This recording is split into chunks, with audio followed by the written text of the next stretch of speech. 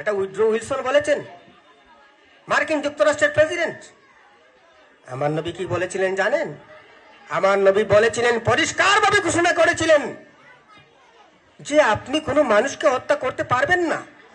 পবিত্র কোরআনে আল্লাহ পাক ঘোষণা করেছেন, যদি আপনি একজন ব্যক্তিকে হত্যা করেন, সে যদি যে কোনো ধর্মের হোক, হি মে বি হিন্দু, একজন হিন্দু ব্যক্তিকেও যদি আমরা খুন করে ফেলি, আমার উপর কি নির্দেশ?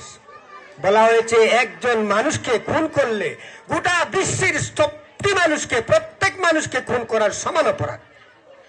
মানে এক রবিদাসকে যদি আপনি খুন করেন তার ঘরে গিয়ে, তাহলে কামাল মুসদ্দর মুসলমান, তাকে খুন করলেও যে গুনাহ হবে, যে পাপ হবে, মিস্টার রবিদাসকে খুন করলে সমান গুনাহ হবে, সমান পাপ হবে। এটা হচ্ছে আমার ইসলাম, এটা হচ্ছে আমার নবীর আদর্শ, এটা হচ্ছে আমার আল্লাহর বাণী, এবং সেটা আমরা প্রতিটি মানুষের কাছে পৌঁছাতে হবে।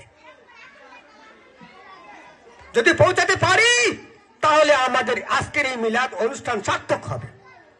এই স্কুলের যে 4 জন টিচার আছেন, দে আর বিলংস টু আদার রিলিজিয়ন, তারা আমাদেরকে শিক্ষা দিচ্ছেন, তাদের কাছে আমাদের বাণী পৌঁছাতে হবে। Sir, we want piece, hour prophet established piece in the world.